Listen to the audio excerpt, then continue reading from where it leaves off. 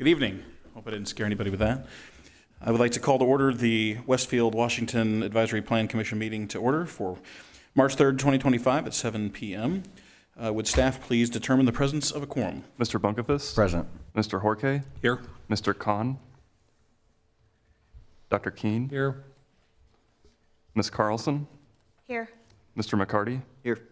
Mr. Mooney? Here. Mr. Neal? Present. And Mr. Woodard? We have a quorum. Thank you. We do have a quorum. There are no items on the agenda that are changing from the agenda as presented. Next item is the approval of the previous meeting minutes from February 18, 2025. What's the pleasure of the board? Motion to approve. There's a motion. Is there a second? Second. Second. Any further discussion? We'll take this one by voice vote. All those in favor signify by saying aye. Aye. Any opposed? Motion carries. Next item are the rules of procedure review. Yep, so for this evening, we have a few items of business, and we have no public hearing items. So for items of business, the department will summarize the petition and highlight any changes or modifications since the item was last before the Plan Commission. The department will also describe what action, if any, is necessary to be taken. The petitioner will be given up to 15 minutes to present any changes to the proposal. The commission will then act upon the petition. Then we also just have a few rules of conduct to cover. Please do not disrupt the proceedings in any way. If you need to have a private discussion, then we ask that you please quietly exit the room. Please silence your devices at this time. If you must answer them, then please quietly exit the room. We would like to remind those attending virtually to please mute your microphone when not speaking. Thank you. Thank you very much. Moving to the first portion of our agenda, or the consent agenda, we have one item, 2502-DDP-04, Kid City USA. We'll turn that back over to Weston Rogers. Yep, so we just have one consent agenda item, that's Kid City USA. This is located over in the Gristmill Crossing area. It's a proposed daycare facility fronting State Road 32 with the parking in the rear. This did receive a BZA variance not too long ago for a fence to be located in the front yard. So that was recently approved. The item's compliant and it's ready to go. Very good, thank you. Any discussion? What is the pleasure of the board? I would move to approve the consent agenda. Motion by Dr. Keene. Is there a second? Second. Second by Mr. Woodard. Any further discussion? Please call the roll. Mr. Bunkefus? Yes. Mr. Horke? Yes. Dr. Keene? Yes. Ms. Carlson? Yes. Mr. McCarty? Yes. Mr. Mooney? Yes. Mr. Neal? Yes. And Mr. Woodard? Yes. Motion passes. Motion passes 8-0. Thank you. Next section of our agenda are the items of business. We have three of those, and we will start with the Plan Commission Order 25-01, amendments to the Grand Junction EDA. And I believe Janelle Fairman is here to give us a presentation. Good evening and welcome. Good evening, Commissioners. Janelle Fairman, Director of Economic Development. I have a three-part presentation with this EDA change. As you all know, we've seen the Grand Junction EDA come in front of you a couple times already. I do anticipate we'll probably see further changes happening here in the next 6 to 12 months. This is a rather large economic development area across the city, and as we have individual projects coming forward or we have new parcels that are annexed into the city within the area, we often see some incremental changes happening to the overall limits of the EDA. What we have here, this first map, is an expansion of the EDA to include all of the commercially developable parcels that are within the Riverfront District, which was previously approved this year. So this enables these parcels, which are part of the city, to be developed as Riverfront Development or Riverfront District developments and be granted a Riverfront District alcohol license. One of the stipulations within that Riverfront District approval is that only parcels within an existing EDA can be granted these alcohol licenses. So this gives opportunities for existing businesses or future businesses within these commercial properties or potentially future commercial properties to obtain one of these licenses, which are controlled by the city rather than through the ATC. As you all know, we've been growing exponentially in Westfield. The number of alcohol permits that are available for Westfield has not kept pace with what we have as our current population. Until we have a special census or a regular census updated, we're going to be limited on the amount of expansion we can do of restaurants, bars, and the like. So what you see highlighted in the darker yellow is the expansion related to the Riverfront District. And Lauren, if you could go to the enlarged map that shows the portion. This one is pretty clear. You can see that there's some sites that are not included, and that is because they are not included in the city, so they are not annexed parcels. I do see that there's one parcel that I want to look at the southeast corner of Grand Park Boulevard and 186th Street to see whether that needs to be added to the map. We are able to make some adjustments to this at the public hearing and confirmatory resolution that will come back to the RDC. But I do want to make sure that everything within the Riverfront District and also part of the Grand Park Master Plan is included. And it does look like we might be missing a site. You can go to the next page. The parcels that are just north of 171st Street, south of the Midland Trace Trail, I did receive some feedback at the declaratory resolution at the RDC that those parcels currently, which are residential and just wooded, most likely will end up being residential in the future. So we are going to pull those few parcels out of the map because we do anticipate that those will remain residential in use. All right, if you could go to the next map, which shows the Ambrose EDA. So this is a map of the proposed Ambrose development project, which is within the limits of the Grand Junction EDA and will have a sub-allocation area so that we can have an individual bond issuance for the Ambrose project. So again, this is within the overall EDA. This will be a sub-allocation area for the Ambrose project. There will be a bond that will come before the EDC and the City Council next month for approval. The RDC has already approved a project agreement for these parcels. The third change that is happening, I don't believe that I have bond counsel here, so I'm going to do my best to explain this. But there is an extension of the expiration date for this EDA. So when the EDA was established originally, there was an expiration date that was defined based on the date that the EDA was established. And then later, there was change to legislation which allowed the expiration of the EDA to be defined by the first date that a debt was issued in association with that allocation area. In summary, this allocation area has never caught up with the legislative update. So this was back in 2010 that the legislation change was made, and so we're just doing some cleanup on this. We will, of course, have bond counsel at the confirmatory resolution explaining all of the technical reasons for these changes, but this is just a cleanup item on this EDA. I'm happy to answer any questions that any of you have, or if you have any feedback on the map that you would like to have incorporated, happy to hear it. Great, thank you very much. Commissioners, questions, comments, discussion? Dr. King? I do like the idea of expanding the Riverfront District because the licenses that are available really encourage your local businesses as opposed to the massive amount a liquor license would cost that only national vendors could afford. So I think this is really a good thing for us to do. Thank you.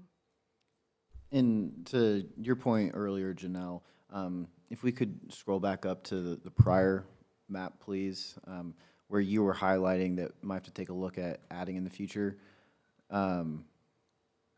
Yeah, at the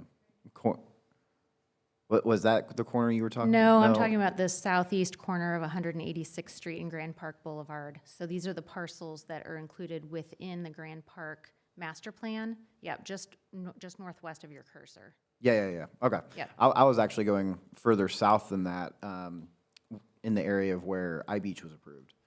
That, I believe, is part of the Wheeler Landing EDA. Oh, okay. Yeah.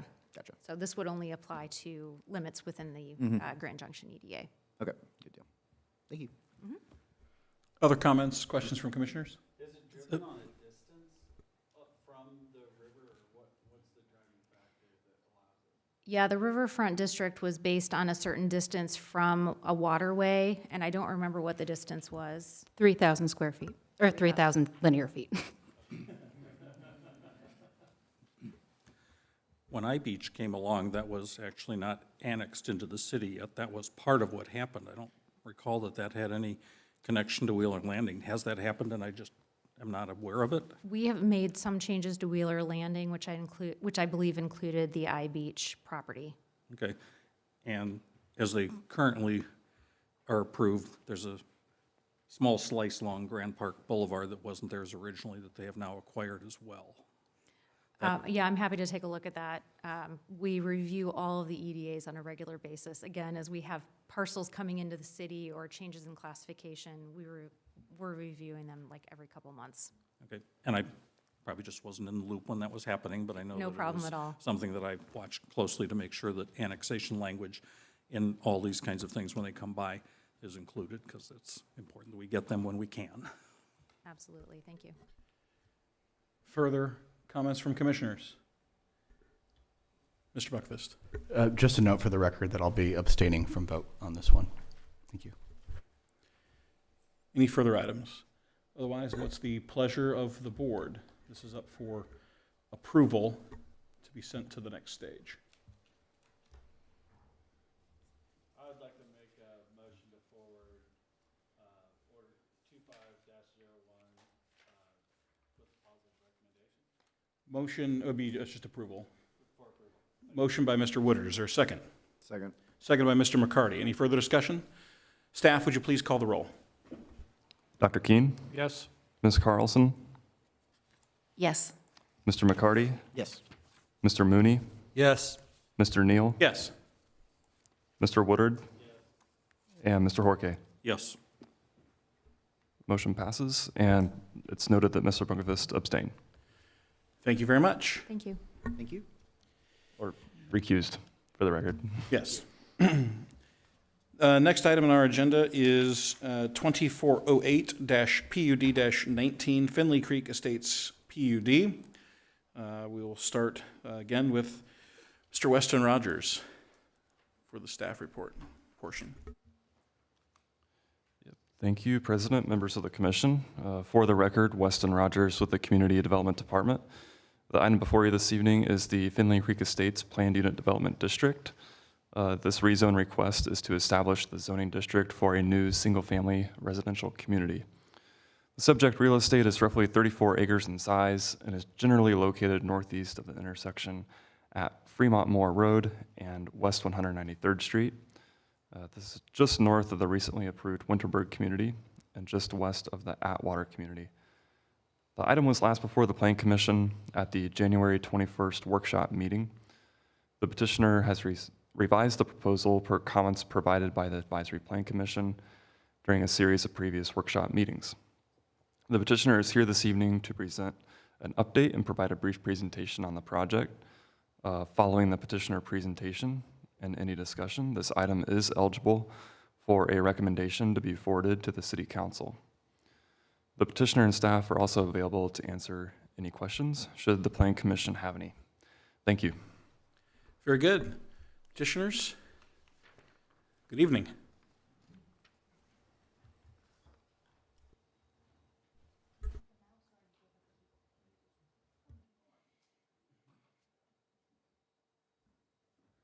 Good evening. Rex Ramage, Pulte Homes, 11595 North Meridian Street. Here with me is Dylan Lee from Arbor/Silverthorne Homes and a representative of the property owner as well. Thank you for having us here this evening. Just a few quick slides just to address some of the commentary that we had at the last APC meeting. Again, just kind of a context map, where we're located within the city, west of Atwater, north of Winterberg.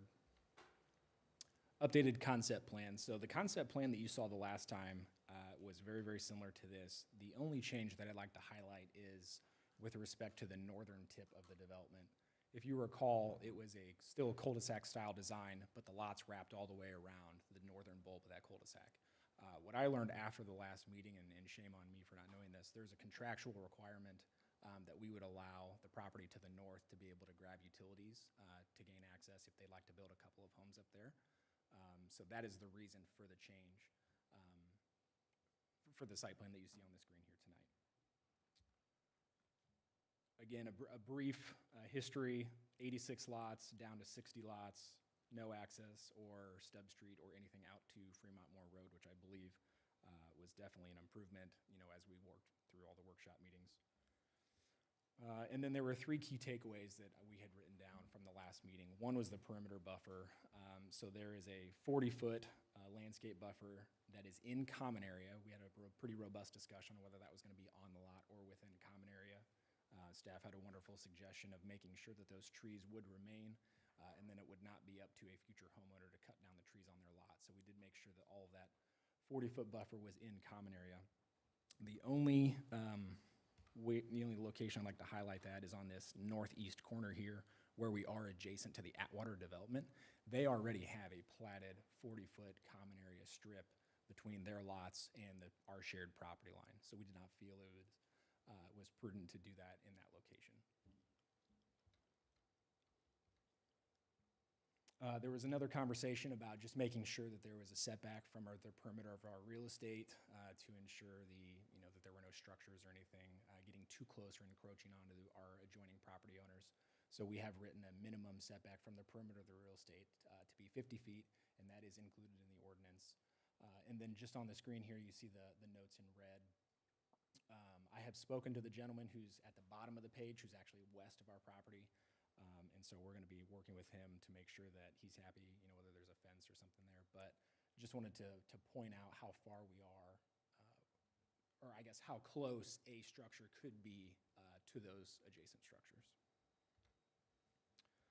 And then the last request was, the whole idea or the whole concept of this design was, a typical residential lot's about 130, 135 feet deep. For lots that are not backing up to a pond on this development, the average lot depth is over 200 feet deep. And so that was kind of one really focal point of this development, not only being a bookend for, extending west, because there is no stub street to the west of our development out towards Fremont Moore Road, but also just having those deeper lots to be able to create kind of a vibe or a sense of what we're not getting in Westfield here today. So I believe it was Mr. Mooney had kind of asked for a graphic or some type of representation of what these could look like. So went out on Friday. It was a nice, beautiful, sunny day, and I tried my best to find deeper lots within the city of Westfield. It was actually a challenge, but I have some pictures that I'd like to share with you all. So again, pictures are on the top of what these people have done to their backyards, and then kind of an aerial view just to show you what it looks like. So again, we talked about those deeper lots, people being able to put in their own pools, put in their own outdoor kitchens, grilling areas, fire pits, things of that nature. So a few of the examples here, when you have a 195-foot deep lot, you can definitely have a pool, you can have outdoor pergolas, and be able to enhance the livability of your own life on your own lot. A couple more photos here. You can kind of just see, the deeper lots, and then making sure that we have a nice buffer around the perimeter of the real estate really does create that welcoming sense of a larger lot. So those are the three things. I wanted to try to keep it brief tonight. So we have the APC. Hopefully you all are in a position to be able to make a recommendation. We could be at the council as early as next Monday. So with that, we are available for any questions you may have, and respectfully request a favorable recommendation this evening. Thank you very much. Commissioners, open to your questions, comments, concerns. Dr. Keene. This was one of those initial proposals that fortunately doesn't look anything now like it did initially. And I do thank you for really listening to the APC and working through these issues. This now becomes a fairly nice transitional piece of property as we start moving to the west, as opposed to just a continuation of what was already there. So I thank you for listening, and I thank you for the changes that have been made. Thank you. I'll just briefly say ditto.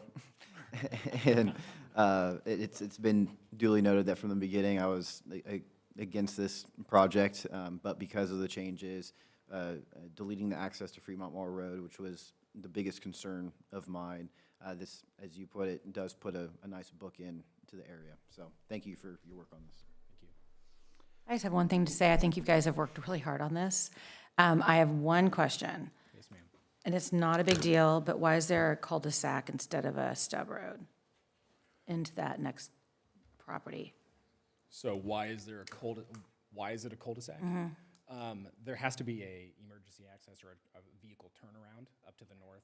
So because we're so far north of the stub street here, there's only a certain distance that you can go without having a large enough turnaround. That would either be a cul-de-sac design so they can have the loop to be able to turn the vehicle around, or like a T so they could do like a three-way turn. So that's the reason, instead of just a straight stub street that just stops. I was just curious, and that makes sense. Thank you. Thank you. Ditto squared. And just incredibly ecstatic about the common area, the 40-foot buffer that then allows for setback off of that. To Dr. Keene's point, to your ditto point, I mean, just the intentionality of the transition and the ability to treat comp plan purgatory in an intentional way has been very well received on my end, so appreciate the time and the energy. Thank you. Further comments from commissioners? I'll make one before I call a vote. I guess since we're doing exponents, I'll ditto cube. I agree. When this first came, obviously this has been a labor of love, and I know you know that. There's been a lot of iterations, a lot of conversation, a lot of back and forth from us and from other bodies that you'll be seeing here in the future. And I'm greatly appreciative of all the work that's been done. And I've always kind of made a position that new parcels, new neighborhoods in our community should have some sort of amenity, but I feel like you've made your case in this circumstance with the uniqueness of the land, what you're trying to do with it, the transition that we've asked for that you've heard and you have done your best to provide. You've certainly earned my support this evening. So thank you for all of your work, and I wish you luck in the next couple of stages. So Thank you so much. with that, if there are no further items of discussion, what is the pleasure of the board?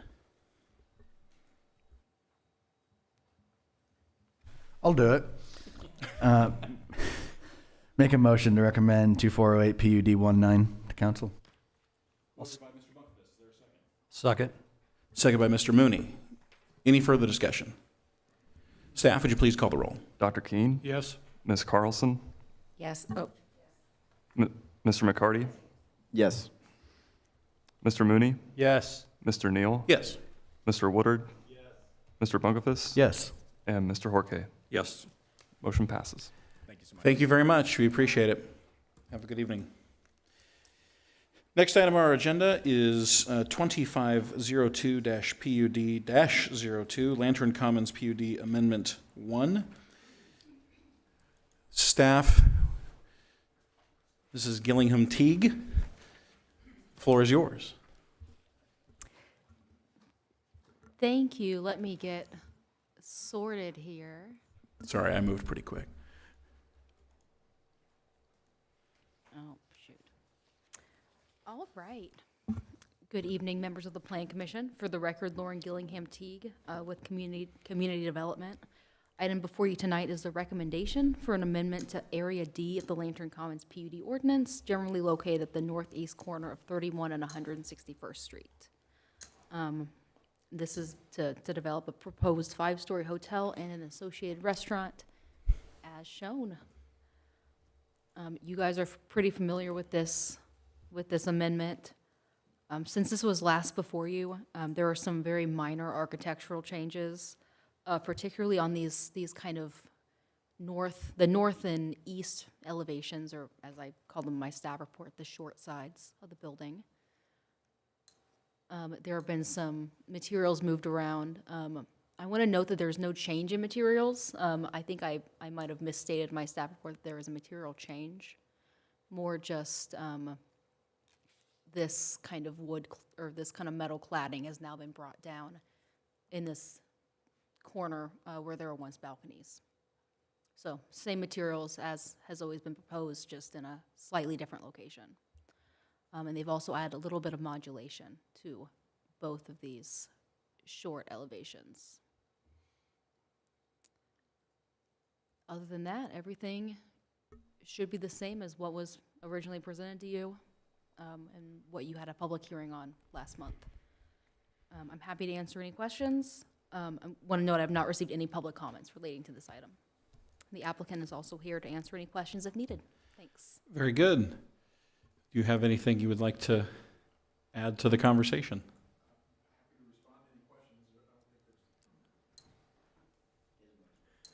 That's right. You came all this way. I will. Matt Skelton with Churchill and Antrim with offices at 116 North Union Street here in town. And no, I'm happy to respond to questions. I don't think there's any, I mean, this is not much change since we were here. Very good. Commissioners, questions, comments? Mr. McCarty.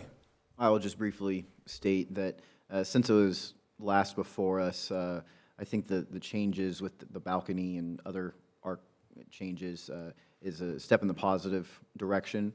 I think that helps extend the black facade and helps create an accent, if you will, in the corner piece. So yeah, just overall, again, want to thank Lotte for choosing Westfield. So thank you. Comments from other commissioners? Seeing none, would entertain a motion on this item. Make a motion to approve, or excuse me, send a favorable recommendation to council of Lantern Commons PUD Amendment 1. Motion by Mr. Riccardi. Is there a second? I'll second. Second by Dr. Keene. Any further discussion? Staff, if you please call the roll. Ms. Carlson, Yes. Mr. McCarty, Yes. Mr. Mooney, Yes. Mr. Neal, Yes. Mr. Woodard, Mr. Bunkerfist, Yes. Mr. Horkey, Yes. and Dr. Keene. Yes. Motion passes. Thank you very much, sir. Next heading, there are no public hearing items for this evening. Below that, you'll see items continued to a future meeting, Park and Poplar, a PUD submittal requirement amendment, as well as Grand Millennium, which will come to us at a future meeting. From there, we are in our section for reports and comments, starting with Plan Commission members to each other. I will make one just because I know staff will probably have to do it anyway. Please do not rush out of here at the end of the meeting. The first item that we pass for the EDA, you actually have to physically sign it that you voted in the affirmative. So please do not go right away while staff does that. And you can start passing it along as we finish it if you'd like. Please do. Other comments to commissioners, from commissioners? Seeing and hearing none. City Council Liaison, Mr. McCarty. Yeah, I'll try to run through it relatively quickly. We first made an appointment to the merit system, the merit board for the police department, and then disability awareness. First, there was a proclamation recognizing March as Disability Awareness Month, and then Council Chair for the Mayor's Council on Disabilities, Nicole Sutherland, made a presentation on what they have been doing over the past year and what they look to do over this next year. And then a downtown plan presentation was also included. Browning Day gave an update regarding their overall redevelopment plan for the downtown area. If interested, I recommend going back to watch that. And then under old business, we had a DORA, which is the designated outdoor refreshment area. We have initially approved one for a Grand Junction and downtown area last year. This was for a Grand Park area. That was approved. Ordinance 25-10, creating 251. That was for Communications Department. That was approved. And Resolution 25-106 under new business for fire station and the new WPD headquarters. That was approved. And then lastly, Resolution 25-107 was for the Historic Preservation Commission establishing the rules of procedure, which was also approved. That's all. Thank you. Questions for Mr. McCarty? Seeing and hearing none. Board of Zoning Appeals Liaison, Dr. Keene. I know you have. There was no meeting since the last APC, and next week's meeting's already been canceled, so we're off for a while. All pools. Next item is Plat Committee Liaison. No meetings since. There was a request for confirming availability for attendance a week from today. So I assume there must be an agenda item that we're going to be hearing, maybe even a couple? 2, actually, yes. Wow. Big day. So it might be a 10-minute meeting. I'm excited for that report. I'll be anxious to deliver it. Don't lose any sleep. You'll need to sign here under abstain. Oh, okay, all right, that's fine. All right, community development, staff. You were hiding back there. Yeah. I had only made a joke that you shouldn't sit up there, but you did it. Look at you. Yeah. I'd rather not sit up here. I mentioned this last time. I think it wasn't 100% confirmed. It is now, March 31st. We'll have a joint meeting with the City Council and Plan Commission to meet with our comp plan consultant to go through an exercise or a series of exercises that they want to do with that group. So that'll be 7 o'clock at City Services where you hold your workshop meeting. We will rearrange the table so everybody fits in that room. But that's been confirmed. So just make sure that gets on your calendar. We'll send out appropriate invitations. Okay, perfect. So this is not news then. Great. Very good. With the number of people, is that really the right room, or would the Public Works thing on the other end of the building be better? We counted, it was like 25 people at most that can be in there. We've had larger meetings in there when we rearrange. We'll put the tables probably in different, smaller groupings, so it'll work. Okay, just seemed like that other room would be more natural, but. Well, the other room has a audio issue, so. Oh, true. This one will work better for other purposes. As I noted to staff, this actually be news to Mr. Bunkfist to my right. I am on a pre-scheduled vacation on that day, and so I can join remotely. However, I cannot preside over what I think is just, we have to open our portion of it and hand. I'm not sure what the rules are, but my understanding would be that both presidents would open and then we would transfer it to the City Council president. I'll let you guys confirm the legality of that process, but I'm not sure to put Mr. Bunkfist on the spot if you'll be here on the 31st, but you'll have to open it up because I'll be virtual and can't preside in that position. Okay. Perfect. Okay, anything else from staff? Nope. Very good. Thank you. Thank you very much. No other business before the commission. We will entertain a motion to adjourn. So moved. Second. Motion and a second. I'm not even going to say who it was. Y'all know who it was. All in favor signify by saying aye. Aye. Any opposed? Motion carries. We are adjourned at 7:32.